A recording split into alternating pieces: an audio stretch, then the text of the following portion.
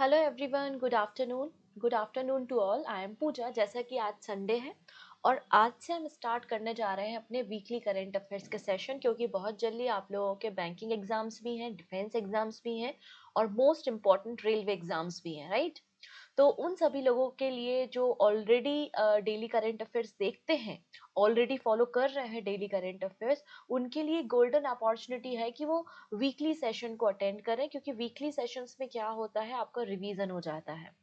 हम लोगों ने ये जो बैंकिंग करंट अफेयर्स का वीकली सेशन है स्पेशली डिजाइन किया है उन सभी बच्चों के लिए जो किसी पर्टिकुलर बैंकिंग एग्जाम, जैसे कि एसबीआई पीओ है, आईबीपीएस पीओ है, आपका आरबीआई ग्रेड बी एग्जामिनेशन है, उनके लिए स्पेशली डिजाइन किया है। तो आज हम यहाँ पे 27 अक्टूबर से लेकर 1 नवंबर तक जो भी इम्पोर्टेंट बैंकिंग इवेंट्स हुए हैं, कोई एमओयू साइन हुआ है, या हम कह सकते हैं कि आरबीआई का कोई सर्कुलर आया है, सेबी का कोई सर्कुलर आया है, गवर्नमेंट ऑफ इंडिया ने कोई नया फैसला लिया है, तो वो सारी बातें यहाँ पर हम पढ़ेंगे एक एक करके।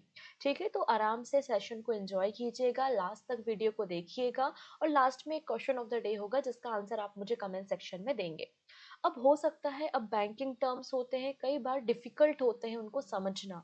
मैं यहाँ पे पूरे कोशिश करूंगी कि वो बैंकिंग टर्मिनोलॉजी आपको समझ में आ जाए। स्टिल अगर कोई ऐसी टर्म है जो नहीं समझ में आई मेरे समझाने के बाद भी आपको, तो भी आपको लोड नहीं लेना है। डिस्क्रिप्शन में टेलीग्राम की लिंक है, आप लिंक को ज्वाइन कीजिए और टेलीग्राम से मुझसे कनेक्ट होकर अपने क्वेश्चंस को आप पूछ सकते हैं अगर आपको स्टिल कोई डाउट रहता है।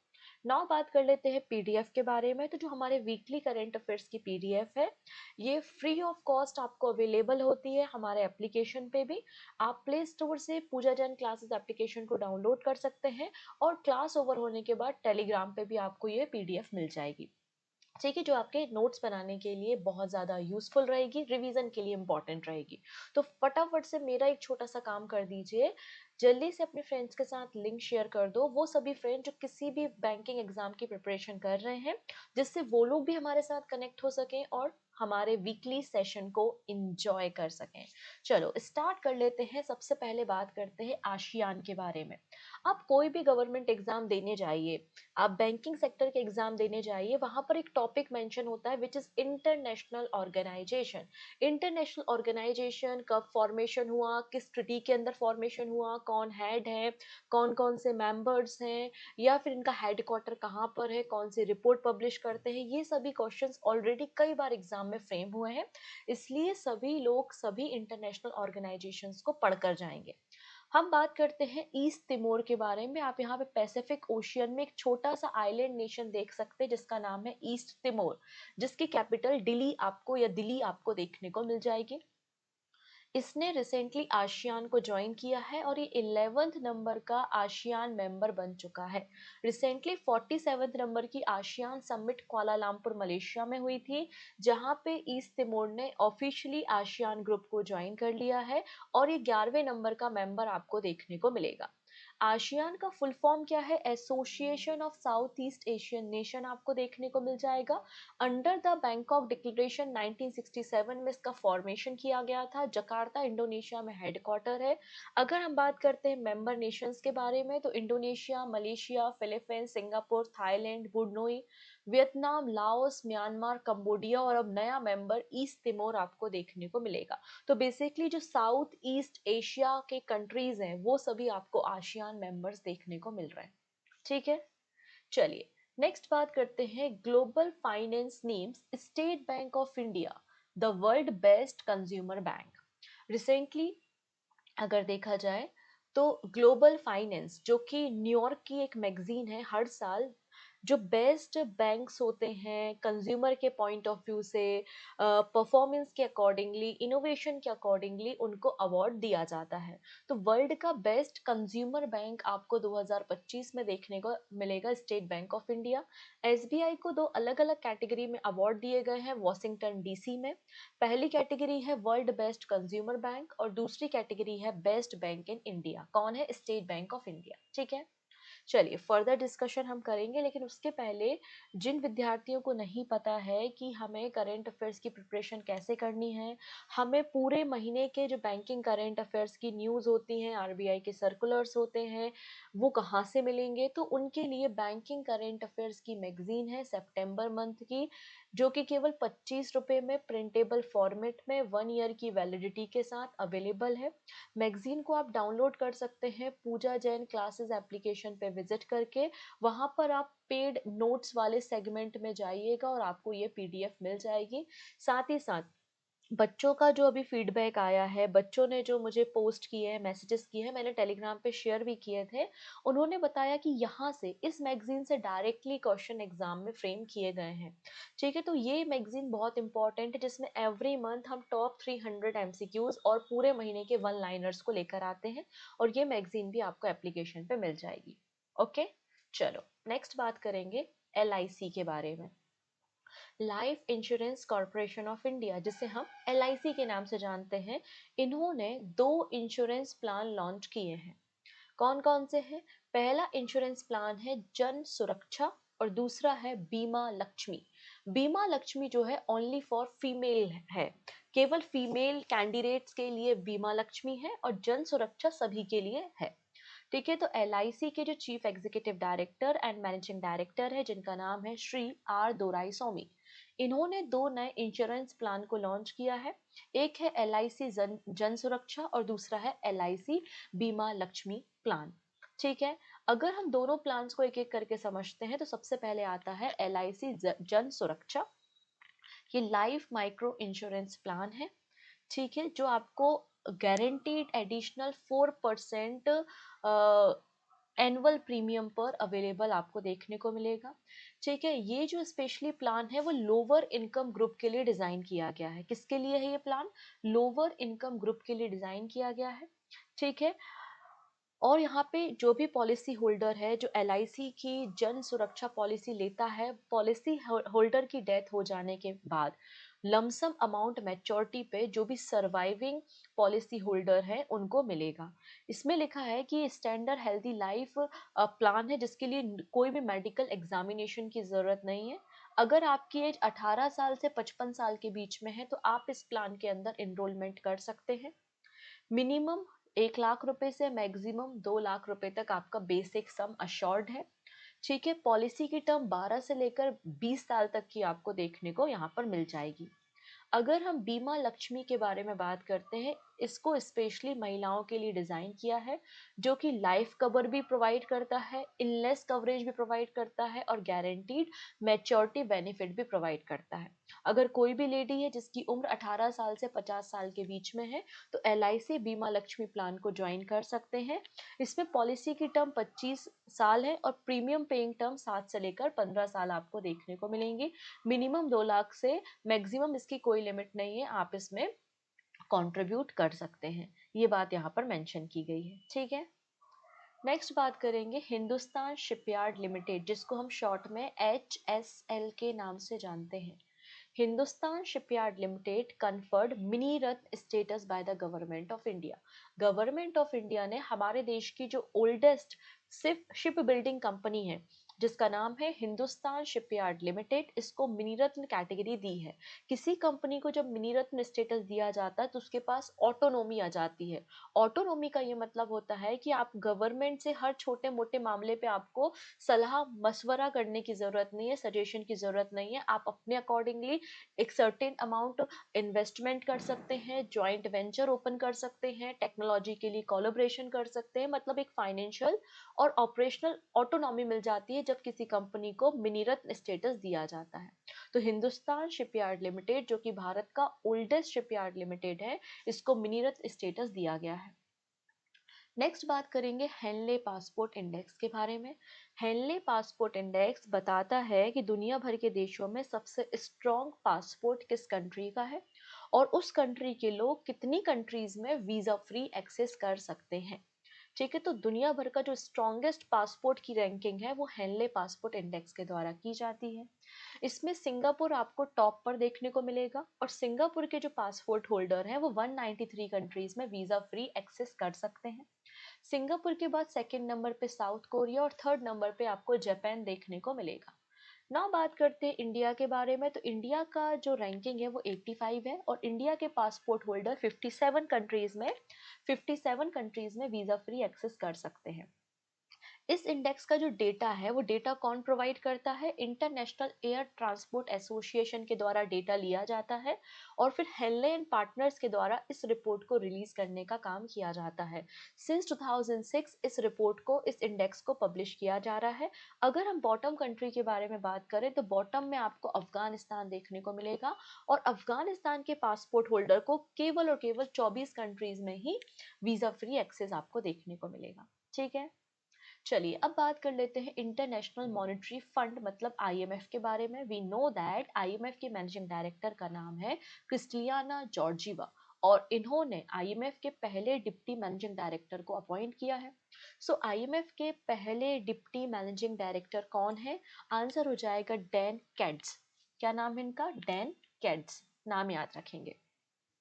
अगला नाम आता है अनंत गोयनका का। आप लोग ने फिक्की के बारे में सुना होगा। फिक्की का मतलब क्या होता है? Federation of Indian chambers of commerce and industry.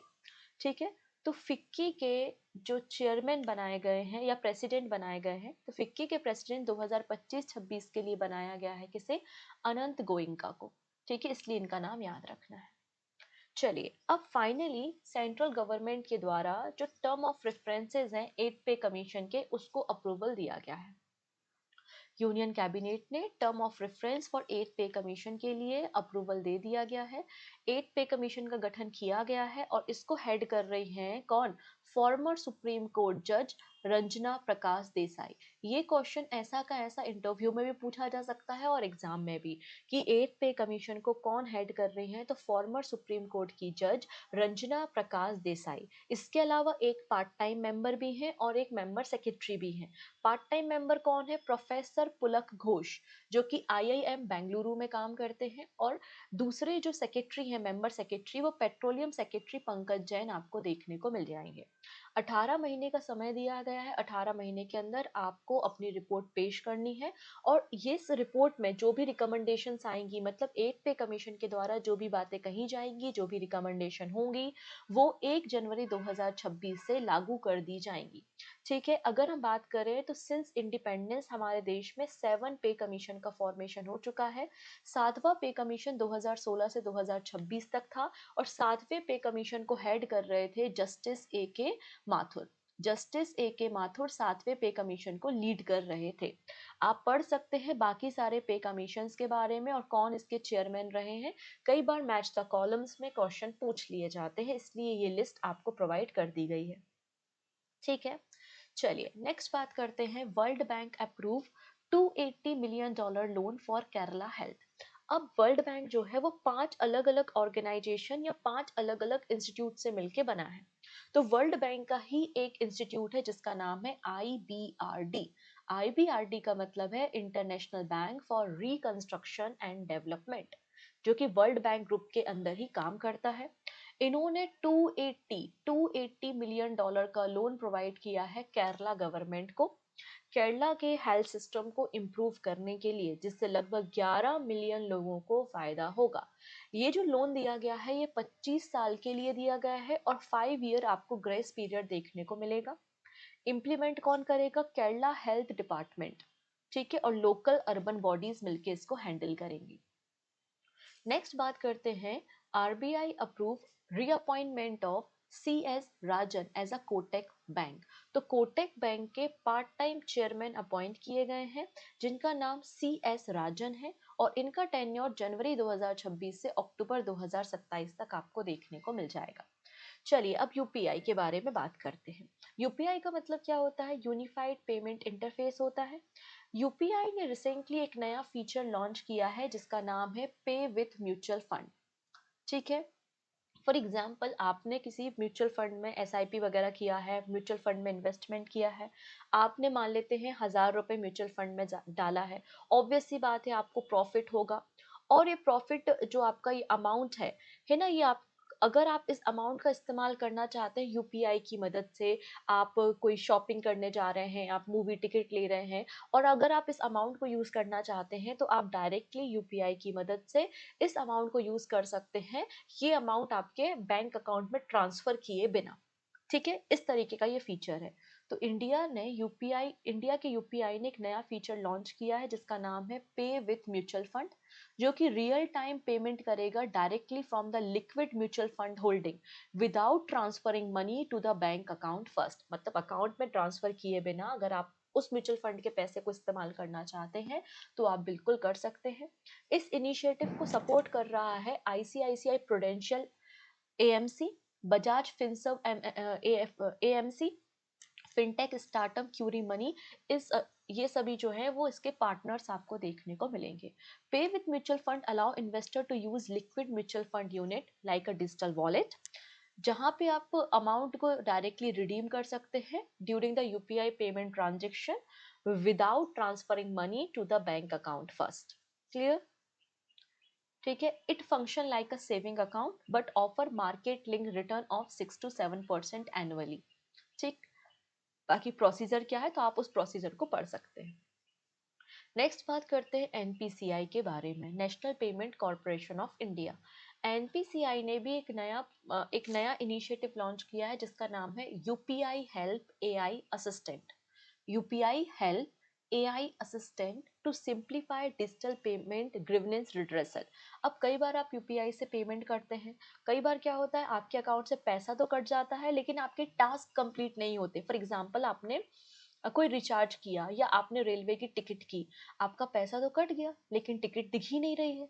अब आपको रिफंड करना है, रिफंड के लिए आपको उसे ट्रैकिंग करनी है कि आपका रिफंड आया कि नहीं। ऐसे कई सारे प्रॉब्लम्स हमें फेस करने पड़ते हैं। तो इसी प्रॉब्लम का सोल्यूशन जो है वो यूपीआई हेल्प है। तो यूपीआई हेल्प एक स्मार्ट वर्चुअल असिस्टेंट है जिसको डिजाइन किया गया है डिजिटल पेमेंट्स को असिस्ट करने के लिए। ठीक है, ये प्रोवाइड करेगा step to step resolution for failed और द पेंडिंग ट्रांजेक्शन। अगर कोई ट्रांजेक्शन फेल हो गया है या पेंडिंग हो गया है तो उसको कैसे रिजॉल्व करना है, तो स्टेप बाय स्टेप ये आपको सॉल्यूशन प्रोवाइड करेगा। आप इसकी मदद से अपने पेमेंट स्टेटस को चेक कर सकते हैं। आपने जो कंप्लेंट डाली है, आप कंप्लेंट डाल भी सकते हैं और अपनी कंप्लेंट को ट्रैक भी कर सकते हैं रियल टाइम में क्या प्रोग्रेस हो रही है। ठीक है, ये सारी फीचर्स इसमें आपको देखने को मिल जाएंगी। This assistant allow user to view, manage और कैंसिल रिकरिंग मैंडेट पेमेंट्स। कई बार जैसे कि नेटफ्लिक्स है, हॉटस्टार है, आपने पेमेंट की, उसमें मंथली रिकरिंग पेमेंट्स होती हैं, आप उसे हटाना चाहते हैं, आप भूल चुके उस बारे में, उसकी जानकारी चाहते हैं तो आप कर सकते हैं। ठीक है, लोन रिपेमेंट आप यहाँ पे कर सकते हैं। और यूपीआई हेल्प को इंटीग्रेट किया गया है यूपीआई डिस्प्यूट रिजोल्यूशन सिस्टम के साथ।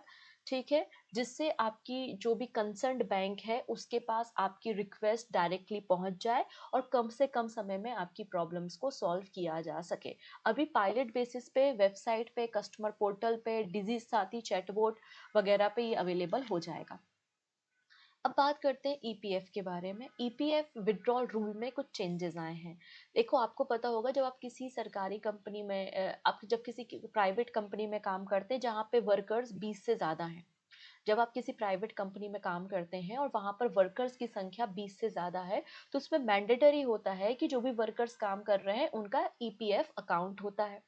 और उस ईपी अकाउंट में क्या होता है, उस ईपीएफ अकाउंट में आपकी सैलरी का 10 से 12% कंट्रीब्यूट किया जाता है और सिमिलर कंट्रीब्यूशन गवर्नमेंट के द्वारा भी किया जाता है ना, जिसे आप पीएफ फंड भी कहते हैं। और समय समय पे आप उसको मतलब निकाल भी सकते हैं। तो वही विड्रॉल रूल्स है जो उसमें चेंजेस किए गए हैं। तो एम्प्लॉय प्रोविडेंट फंड ऑर्गेनाइजेशन ने कुछ मेजर रिफॉर्म किए गए हैं withdrawal rule under the EPFO. पहला रूल क्या है, पहले आपके पास अलग अलग कैटेगरीज थी, अलग अलग कैटेगरीज 13 कैटेगरी थी कि आप इन 13 अलग अलग कंडीशन में विड्रॉ कर सकते हैं। तो समझना काफी कंफ्यूजिंग था, कॉम्प्लेक्स था। तो इन 13 कैटेगरीज को 3 कैटेगरीज में कन्वर्ट कर दिया गया है। तो 13 कॉम्प्लेक्स विड्रॉल प्रोविजंस को मर्ज किया गया है 3 कैटेगरीज में। कौन कौन सी है, essential needs, housing and special circumstances. ठीक है, Employer contribution, member can now withdraw from both employee and employer contribution. देखो पहले क्या था कि केवल आप 3 बार ही, पहले क्या था आप रिटायरमेंट से पहले मतलब केवल 3 बार ही आप पीएफ फंड से पैसा निकाल सकते थे, लेकिन अब बोला है अगर आपकी शादी है ना, आपके बच्चों की शादी है, तो उस केस में आप 5 बार, और अगर आप एजुकेशन की बात कर रहे हैं तो 10 बार आप अप टू 10 टाइम्स आप फंड को निकाल सकते हैं। तो up to 10 withdrawal for education and 5 for marriage during the services. ठीक है, पहले ये लिमिट कितनी थी, केवल 3 थी कि पूरे सर्विसेज में आप 3 बार ही फंड को विड्रॉ कर सकते हैं।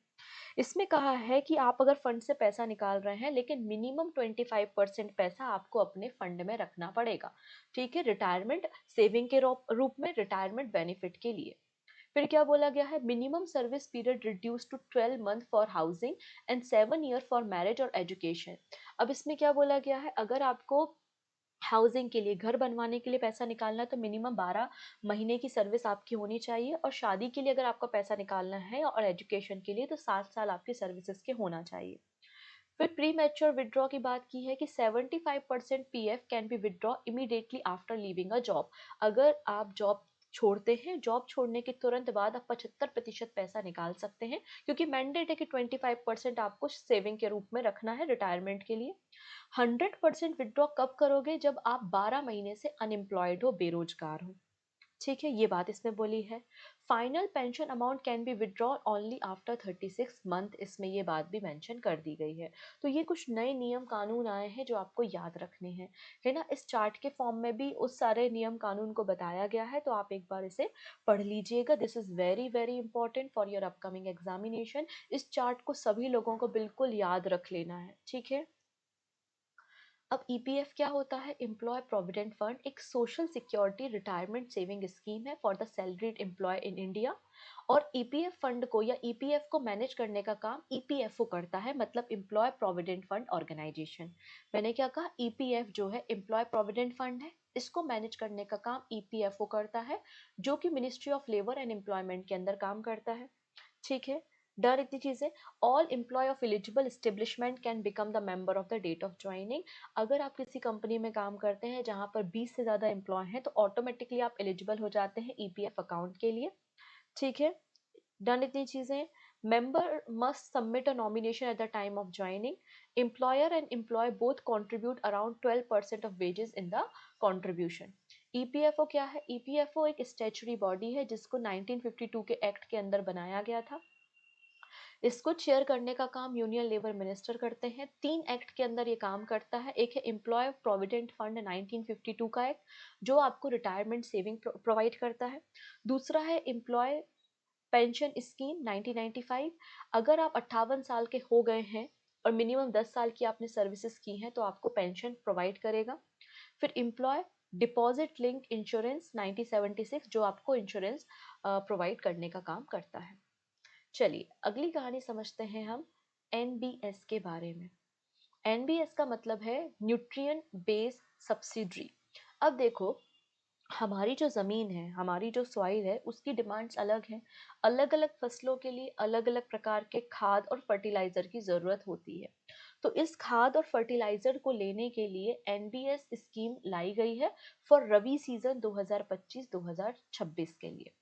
तो subsidy on PNK fertiliser including di ammonia phosphate, जिसको हम डीएपी कहते हैं, एनपीकेएल, जिसको हम नाइट्रोजन, फास्फोरस, पोटास और सल्फर के नाम से जानते हैं। तो इन सभी फर्टिलाइजर्स के लिए सब्सिडी दी जाएगी रबी सीजन 2025-26 के लिए, जो कि एप्लीकेबल है 1 अक्टूबर 2025 से 31 मार्च 2026 तक, जिससे अफोर्डेबल प्राइस में फार्मर्स को सही खाद और फर्टिलाइजर्स मिल सके। ये जो न्यूट्रिएंट बेस्ड सब्सिडी है, एक सेंट्रली स्पॉन्सर्ड स्कीम है जिसकी शुरुआत 1 अप्रैल 2010 में की गई थी। इसको इम्प्लीमेंट करने का काम department of fertiliser, ministry of chemical and fertiliser के द्वारा किया जाता है। लगभग 37,952 करोड़ रुपए यहाँ पे अलॉट किए गए हैं और 28 ग्रेड ऑफ पीएन के फर्टिलाइजर्स को यहाँ पे कवर किया गया है। तो हमें याद क्या क्या रखना है, ये जो न्यूट्रिएंट बेस्ड सब्सिडरी स्कीम है 1 अप्रैल 2010 से लाई गई है। इसमें पीएन के फर्टिलाइजर, डीएपी और NPKS ग्रेड 28 ग्रेड्स के जो फर्टिलाइजर से इंक्लूड किया गया है। 37,952 करोड़ रुपए का बजट है।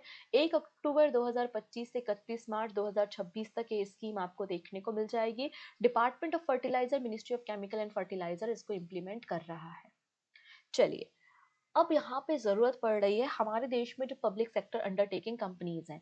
पब्लिक सेक्टर कंपनीज क्या होती हैं? वो सभी कंपनीज जिसमें 51% शेयर होल्डिंग, जिसमें 51% शेयर होल्डिंग गवर्नमेंट की होती है।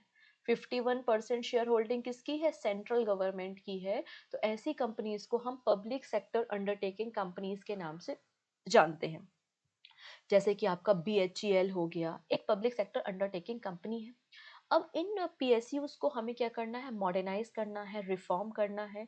इसलिए गवर्नमेंट ऑफ इंडिया प्लान कर रही है एक नई कैटेगरी इंट्रोड्यूस करने का।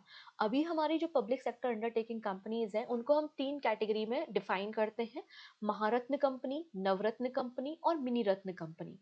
अब एक और चौथी कैटेगरी इंट्रोड्यूस की जा रही है जिसका नाम है रत्न कैटेगरी। चौथी कैटेगरी क्या आएगी? रत्न कैटेगरी इंट्रोड्यूस करने का प्लान चल रहा है। ठीक है, और ये planning ministry of heavy industry और पब्लिक एंटरप्राइजेस के द्वारा किया जा रहा है। इसके लिए एक 10 मेंबर की कमेटी बनाई गई है और इस कमेटी को लेड कर रहे हैं कैबिनेट सेक्रेटरी TV सोमनाथन। ठीक है, 2026-27 के बजट के पहले ये अपनी रिपोर्ट को पेश कर देंगे, जिससे हम आने वाले समय में जो पब्लिक सेक्टर कंपनीज हैं उनमें रिफॉर्म कर सकें। अगर हम करेंट सिनेरियो की बात करें तो 14 महारत्न कंपनी, 26 नवरत्न कंपनी और 74 मिनीरत्न कंपनीज हमारे देश में देखने को मिलेंगी। अब महारत्न, नवरत्न और मिनीरत्न कंपनीज के लिए क्या क्राइटेरिया होता है, कितनी नेट वर्थ होनी चाहिए, प्रॉफिट कितना होना चाहिए, तो वो सभी कंडीशंस यहाँ पर मेंशन है। पहले भी टेलीग्राम पे इस चार्ट को मैंने आपको पोस्ट किया था, वापस से आपको ये चार्ट देखने को मिल रहा है, इसको आपको याद रख लेना है। यहाँ से आपको RBI ग्रेड B में भी क्वेश्चंस देखने को मिले थे, लास्ट ईयर RRB के एग्जाम में भी क्वेश्चंस बने थे और वापस से क्वेश्चन बन सकते हैं। ठीक है, चलिए अगली कहानी समझते हैं। यहाँ तक तो मामला क्लियर हो चुका होगा, ऐसा मैं मान के चल रही हूँ।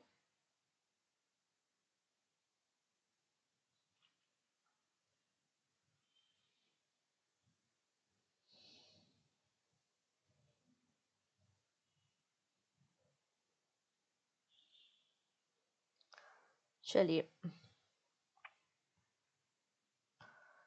अब बात करते हैं Paytm enable UPI for NRI with foreign number. अब यहाँ पे देखिएगा, जो NRIs आते हैं, जो भारत में टूरिस्ट आते हैं घूमने के लिए, फिरने के लिए, वो छोटी मोटी चीज़ें खरीद रहे हैं, शॉपिंग कर रहे हैं और UPI ट्रांजेक्शन करना चाहते हैं। तो ऐसे केसेस में कई बार क्या होता है, उनको अपने नंबर को या तो पोर्ट कराना होता है या इंडियन सिम की रिक्वायरमेंट होती है। लेकिन अब इंडियन सिम की रिक्वायरमेंट के बिना भी पेटीएम ऑफर कर रहा है 12 कंट्रीज के NRIs को कि बिना इंडियन सिम लिए आपकी जो एग्जिस्टिंग सिम है उसका इस्तेमाल करके आप UPI पेमेंट कर सकते हैं। ठीक है, तो Paytm now allow NRI in 12 countries to make UPI payment using international mobile number, removing the need for Indian SIM or the forex conservation। इसके लिए बस आपका एक UPI ID और मोबाइल नंबर होना चाहिए। आप किसी भी UPI कोड को, QR कोड को स्कैन करके पेमेंट कर सकते हैं। अगर हम बात करें वो 12 कंट्रीज कौन कौन सी हैं, तो ये आपको वो 12 कंट्रीज देखने को मिल जाएंगी। ठीक है, नेक्स्ट बात करेंगे axis bank and Hitachi payment launch India first digital banking point, जिसका नाम है एक्सप्रेस बैंकिंग। जैसे कि आप किसी बैंक ब्रांच में जाते हैं, आपको वहाँ पे क्लर्क, कैशियर, PO, मैनेजर, ये सब देखने को मिलते हैं जो आपका काम कर रहे होते हैं। आपको अकाउंट ओपन करना है, आपको लोन की ज़रूरत है, आपको चेकबुक की रिक्वायरमेंट है, डेबिट कार्ड की रिक्वायरमेंट है, या आपको पासबुक को प्रिंट कराना है, ये सारे काम आपके फिजिकल जो ब्रांचेस होती हैं बैंक्स की, वहाँ पर किए जाते हैं। लेकिन कई बार जैसे कि एक बहुत बड़ी यूनिवर्सिटी है, वहाँ पे हज़ारों की संख्या में बच्चे पढ़ाई कर रहे हैं, और अगर कैंपस के अंदर उनको ऐसी कोई फैसिलिटी मिल जाए डिजिटल फॉर्मेट में जहाँ से वो अपने अकाउंट को ओपन कर लें, जहाँ से वो अपनी पासबुक को प्रिंट करा ले, तो ऐसी ही फैसिलिटी लॉन्च की जा रही है जिसका नाम है एक्सप्रेस बैंकिंग। सब कुछ डिजिटल होगा। ठीक है, एक्सिस बैंक ने इसके लिए पार्टनरशिप की है हिताची पेमेंट सर्विस के साथ, और ये लॉन्च कर रहे हैं एक्सप्रेस बैंकिंग, जो कि इंडिया का पहला डिजिटल बैंकिंग पॉइंट है। जो कि फुल सूट ऑफर कर रहा है ब्रांच बैंकिंग सर्विस का। इसमें आपको 24/7 आप बिल पेमेंट कर सकते हैं, इंस्टेंट कार्ड ले सकते हैं, अकाउंट ओपनिंग कर सकते हैं, लोन एप्लीकेशन के लिए अप्लाई कर सकते हैं। यूजर फ्रेंडली इंटरफेस होगा साइबर सिक्योरिटी फीचर के साथ। ठीक है, इनिशियली इसे हॉस्पिटल्स में, यूनिवर्सिटीज में, कॉर्पोरेट कैंपस वगैरह में लॉन्च किया जाएगा। ठीक है, चलिए अगली कहानी समझते हैं स्वामी फंड के बारे में। अब ये क्या फंड है, इसका इसके बारे में जानते हैं। स्वामी का मतलब है special window for affordable and mid income housing. इसे 2019 में लॉन्च किया गया था फॉर रियल एस्टेट। अब मान लेते हैं कोई इन्वेस्ट मतलब कोई एक ठेकेदार है, कोई एक कॉन्ट्रैक्टर है जो कि एक 30 माले की 30 फ्लोर की बिल्डिंग बना रहा है। इनिशियली उसने रेरा से अप्रूवल ले लिया है कि हम यहाँ पे बिल्डिंग बना रहे हैं, 30 माले की बिल्डिंग बना रहे हैं, मतलब रेरा अप्रूव आपकी बिल्डिंग या आपका कंस्ट्रक्शन है। आपने 15 फ्लोर बनाया, उसके बाद क्या हुआ, 15 फ्लोर बनाने के बाद आपका जो पैसा है वो शॉर्ट हो गया, जिसके कारण आपका प्रोजेक्ट डिले हो रहा है। तो ऐसे केसेस में ऐसे रियल इन्वेस्टर्स को रियल मार्केट में इन्वेस्ट करने के लिए स्वामी फंड को लॉन्च किया गया था 2019 में, जिससे जो भी हाउसिंग प्रोजेक्ट है जो कि मिड इनकम के लिए तैयार किए जा रहे हैं, उनमें जो डिले आ रहा है, जो भी फेस हो रही है प्रॉब्लम्स, उनको रिवाइव कर सकें, सॉल्व कर सकें। और इस फंड को मैनेज करने का काम एसबीआई कैप वेंचर करता है, जो कि स्टेट बैंक ऑफ इंडिया की ही एक सहायक कंपनी या फिर सब्सिडरी है। ठीक है, तो फिलहाल में न्यूज़ क्या है, Reserve Bank of India exempt special window for affordable and mid income housing fund, मतलब स्वामी fund for tightening AIF regulation. तो जो स्वामी फंड के लिए रेगुलेशंस होती हैं रिजर्व बैंक ऑफ इंडिया के द्वारा, उसमें क्या किया गया है, एग्जम्पशन किया गया है अंडर द टाइट, और अल्टरनेटिव इन्वेस्टमेंट फंड को रूल्स को टाइट किया गया है। अब अल्टरनेटिव इन्वेस्टमेंट फंड क्या होते हैं, एक प्रकार का प्राइवेट पूल होता है जिसमें कई सारे इन्वेस्टर अपना पैसा डालते हैं और यहाँ पे इस पैसे को अलग अलग एरियाज में लगाया जाता है। ठीक है, डन इतनी चीजें। स्वामी फंड को हम लेंडर ऑफ लास्ट रिजॉर्ट के नाम से भी जानते हैं, जो कि जो भी रियल एस्टेट के प्रोजेक्ट्स हैं उनको मदद करता है, लेकिन कंडीशन ये है कि ये जो प्रोजेक्ट है वो रेरा अप्रूव होना चाहिए, मतलब रियल एस्टेट एक्ट के अंदर अप्रूव होना चाहिए। ठीक, चलिए अब बात कर लेते हैं हम एनपीएस के बारे में या यूपीएस के बारे में। तो हमारी जो न्यू पेंशन स्कीम या नेशनल पेंशन स्कीम है, उसके बारे में हम बात कर रहे हैं। तो अभी तक क्या होता है, एनपीएस स्कीम जो है ऑब्वियस सी बात है गवर्नमेंट एम्प्लॉय भी ज्वाइन करते हैं और जो नॉन गवर्नमेंट एम्प्लॉय हैं वो भी ज्वाइन करते हैं। ठीक है, अब कुछ फीचर है जो नॉन गवर्नमेंट एम्प्लॉय के लिए तो अवेलेबल है बट गवर्नमेंट एम्प्लॉय के लिए अवेलेबल नहीं थे, जैसे कि LC75, ये नॉन गवर्नमेंट एम्प्लॉय के लिए अवेलेबल था। LC75 का मतलब है लाइफ साइकिल 75। इसका ये मतलब है कि आपका जो भी एनपीएस का पैसा है, आप 75% पैसा इक्विटी में मतलब शेयर मार्केट में इन्वेस्ट कर रहे हैं, मतलब एक आप हाई रिस्क इन्वेस्टर हैं, आप अपना मैक्सिमम पैसा शेयर मार्केट में लगा रहे हैं और 25% पैसा आपने गवर्नमेंट बॉन्ड्स में और एन्युटी के लिए रखा हुआ है। तो LC75 जो ऑप्शन था वो केवल नॉन गवर्नमेंट एम्प्लॉय के लिए था, लेकिन गवर्नमेंट ने अब इसे गवर्नमेंट एम्प्लॉय के लिए भी अवेलेबल करा दिया है। ठीक है, तो government extend LC75 and BLC investment option to central government employ under the NPS and UPS. तो गवर्नमेंट ऑफ इंडिया ने एक्सटेंशन किया है कि LC75 और BLC जो इन्वेस्टमेंट ऑप्शन है वो अब गवर्नमेंट एम्प्लॉयज के लिए भी अवेलेबल हो जाएगा। ठीक है, डन इतनी चीजें। देखो अब एक एक करके हम कुछ चीजें समझने की कोशिश करते हैं। एनपीएस के अंदर सबसे पहले होता है स्कीम जी। स्कीम जी का मतलब है आप अपना पूरा पैसा, 100% पैसा आप गवर्नमेंट सिक्योरिटी मतलब लो रिस्क में इन्वेस्ट कर रहे हैं। LC25 का मतलब होता है कि 25% आपके फंड का इक्विटी में जा रहा है। ठीक है, और धीरे धीरे जैसे जैसे आपकी एज बढ़ते जाती है ये अमाउंट परसेंटेज कम होता जाता है 35 से 55 साल के बीच में। LC50 का मतलब है कि 50% पैसा आपका इक्विटी में जा रहा है, अगेन ये अमाउंट भी, ये परसेंटेज भी उम्र के साथ कम होता जाता है 35 से 55 के बीच में। BLC का मतलब है बैलेंस लाइफ साइकिल। ये जो LC50 है ना उसका ही एक्सटेंडेड फॉर्म। ठीक है, उसका ही एक्सटेंडेड फॉर्म आपको या मॉडिफाई फॉर्म देखने को मिलेगा। LC50 में क्या हो रहा है, आप 50% इक्विटी दे रहे हैं, 35 से 55 साल के बीच में ये कम होते जा रही है। लेकिन यहाँ पर LC50 मतलब BLC में क्या होता है, आप 50% पैसा तो दे रहे हैं लेकिन ये 45 के बाद कम होना शुरू होगी। मतलब ज्यादा समय तक आप 50% पैसा इक्विटी में इन्वेस्ट कर रहे हैं। LC75 का मतलब 75% इक्विटी में जा रहा है, 35 से 55 के बीच में रिड्यूस होना शुरू हो जाएगा। क्लियर? तो ये आपको याद रखना है। डन। चलिए नेक्स्ट है, Reliance and Meta launch 855 crore rupee joint venture to develop enterprises AI product in India. अब इंडिया को हमें एआई हब बनाना है। इंडिया में हमें बिजनेस सेगमेंट में, ऑटोमेशन में, डिजिटल ऑपरेशंस में एआई लेकर आना है। तो इसलिए मेटा और रिलायंस के बीच में 855 करोड़ रुपए का जॉइंट वेंचर साइन हुआ है और भारत में एआई प्रोडक्ट को लॉन्च किया जाएगा। इंफ्रास्ट्रक्चर रिलायंस दे देगा, टेक्नोलॉजी मेटा लेकर आ जाएगा। ठीक है। नेक्स्ट बात करेंगे ग्लोबल फायर पावर इंडेक्स के बारे में। अब ये इंडेक्स क्या कहता है, ये इंडेक्स बताता है कि किसी भी देश में मिलिट्री पावर कितनी है, कोई भी देश अपने मिलिट्री को मॉडर्नाइज करने के लिए, नए वेपन्स के लिए कितना खर्चा कर रहा है, मिलिट्री में कितना इनोवेशन है, मिलिट्री के लिए बजट कितना है, उसके आधार पर ये रैंकिंग की जाती है। Basically global fire power index बताता है कि वर्ल्ड की मोस्ट पावरफुल मिलिट्री कौन सी है। तो इस रिपोर्ट के अनुसार अमेरिका की जो मिलिट्री है वो वर्ल्ड की मोस्ट पावरफुल मिलिट्री आपको मिल जाएगी। उसके बाद रशिया है, फिर चाइना और फोर्थ नंबर पे आपको इंडिया मिलेगा। इंडिया की मिलिट्री विश्व में चौथे नंबर पे सबसे स्ट्रॉन्ग मिलिट्री देखने को मिलेगी। इसका स्कोर 0.1184 आपको देखने को मिल जाएगा। ठीक है। चलिए अब बात कर रहे हैं major financial rule update from 1 November 2025 से क्या क्या बैंकिंग सेक्टर में चेंजेस हुए हैं वो हम यहाँ पर देखेंगे।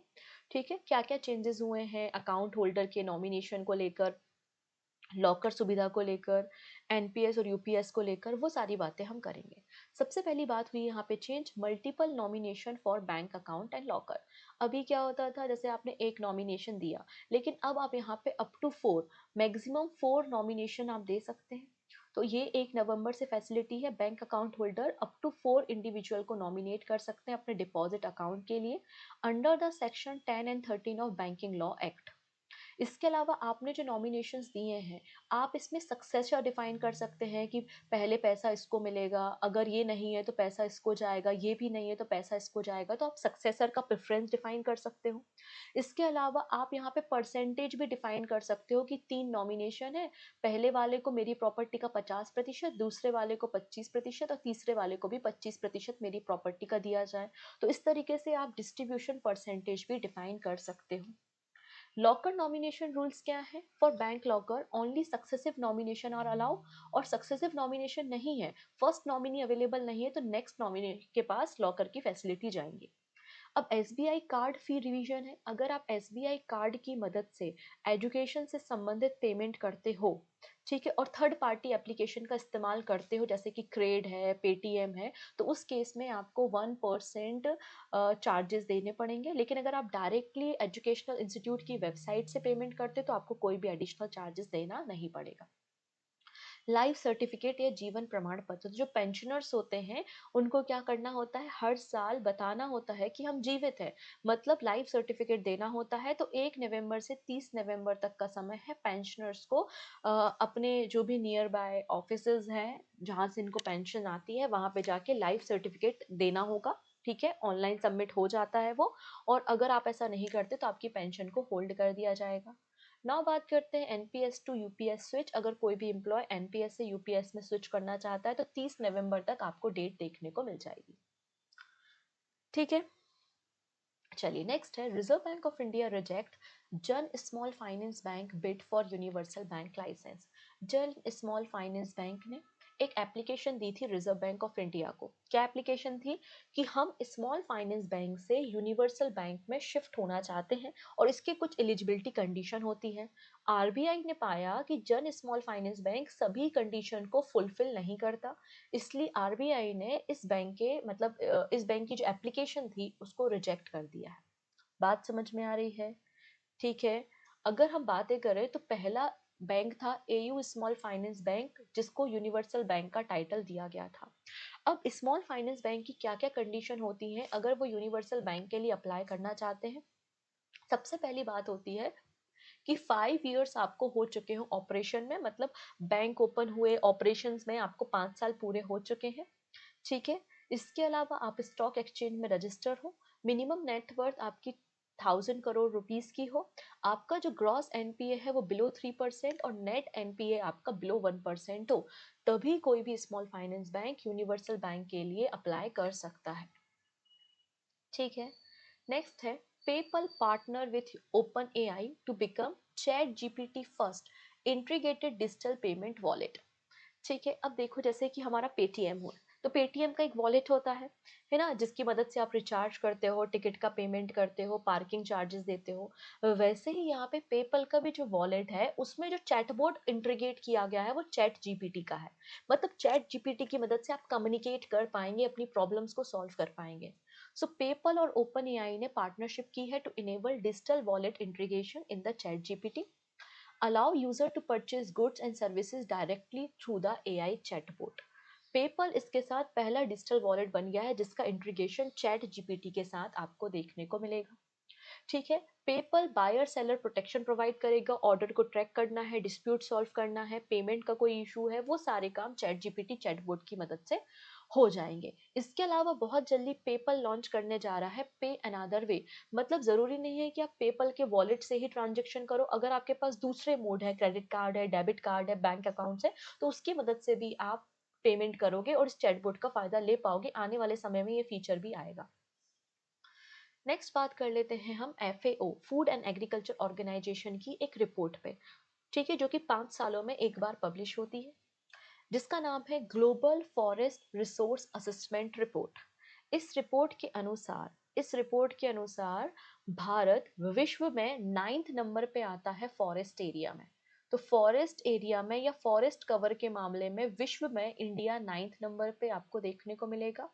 और फॉरेस्ट गेन मतलब पिछले 5 सालों में सबसे ज्यादा फॉरेस्ट का एरिया जहां इंक्रीज हुआ है, तो फॉरेस्ट गेन के मामले में इंडिया 3rd नंबर पे आपको मिल जाएगा।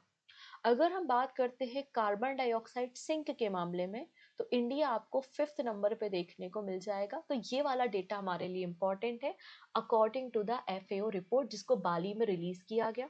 इसमें बताया गया कि कार्बन सिंक के मामले में इंडिया 5वें नंबर में है। 2021 से 2025 के बीच में 150 million ton of carbon dioxide को एब्जॉर्ब करने का काम किया है।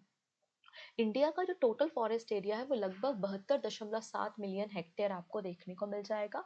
अगर हम पूरे विश्व के फॉरेस्ट एरिया के बारे में बात करें, तो पूरे विश्व में 4.14 बिलियन हेक्टेयर फॉरेस्ट एरिया है, जो कि पूरी जमीन का 32% आपको देखने को मिलेगा। ठीक है। तो वही सारी बातें जो हमने सीखी हैं वो यहाँ पर आपको शॉर्ट में देखने को मिल रही है फॉर योर रिवीजन पर्पस। तो आप इसको एक बार पढ़ सकते हैं, चाहो तो स्क्रीनशॉट ले लो, या फिर इसकी पीडीएफ आपको टेलीग्राम से मिल जाएगी और एप्लीकेशन से भी मिल जाएगी, तो आप इसे डाउनलोड कर लेना।